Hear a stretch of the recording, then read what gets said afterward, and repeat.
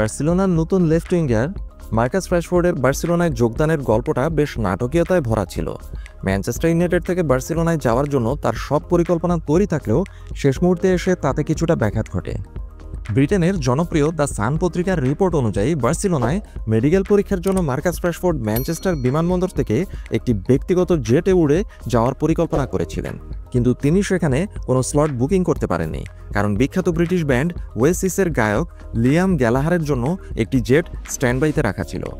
Oasis তাদের হিচন পার্কে আয়োজিত কনসার্টের শেষ শো রবিবার রাতে শেষ করে এবং লিয়াম গ্যালাহারকে ফ্রান্সে তার বাড়িতে পৌঁছে দেওয়ার জন্য প্রাইভেট জেটটি প্রস্তুত ছিল। এই অপ্রত্যাশিত ঘটনার কারণে মার্কাস রাশফোর্ড এবং তার উপদেষ্টাদের ম্যানচেস্টার ইউনাইটেড থেকে প্রায় ৮০ মাইল পথ পাড়ি দিয়ে ইস্ট মিডল্যান্ডস বিমানবন্দরে যেতে হয়। অবশেষে সেখান থেকে তিনি যাত্রা শুরু করেন এবং রবিবার সন্ধ্যায় ৮টার কিছু পরে বার্সেলোনায় পৌঁছান। এই ভ্রমণ বিভ্রাট সত্ত্বেও মার্কাস রাশফোর্ডের বার্সেলোনায় যোগদান প্রায় নিশ্চিত। সোমবার তার মেডিকেল পরীক্ষা হওয়ার কথা হয়েছে এবং সব ঠিকঠাক থাকলে মঙ্গলবারই তাকে আনুষ্ঠানিকভাবে ক্লাবের নতুন খেলোয়াড় হিসেবে অ্যানাউন্সমেন্ট করা হতে পারে।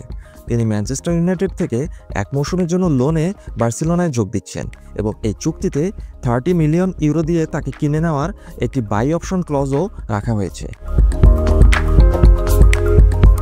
একটি বিশ্বস্ত সূত্র দ্য সান পত্রিকাকে জানিয়েছে, মার্কাস রাশফোর্ডের ভ্রমণের পরিকল্পনায় ব্যাঘাত ঘটায় পরিস্থিতি কিছুটা টেন্সড হয়ে ওঠে, কিন্তু বার্সেলোনার জন্য চুক্তি করতে তিনি প্রয়োজনে হেঁটে যেতেও রাজি ছিলেন।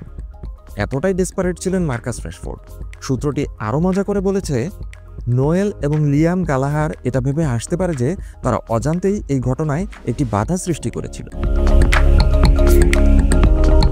সবকিছু ঠিকঠাক থাকলে মেডিকেল পরীক্ষার ফলাফলের পর মার্কাস রাশফোর্ডকে বার্সেলোনার নতুন খেলোয়াড় হিসেবে উপস্থাপন করা হবে এবং তিনি ক্লাবের এশিয়া সফরের প্রাক মৌসুম প্রস্তুতিতে কোচ হ্যান্সি ফ্লিকের স্কোয়াডে যোগ দিতে পারেন।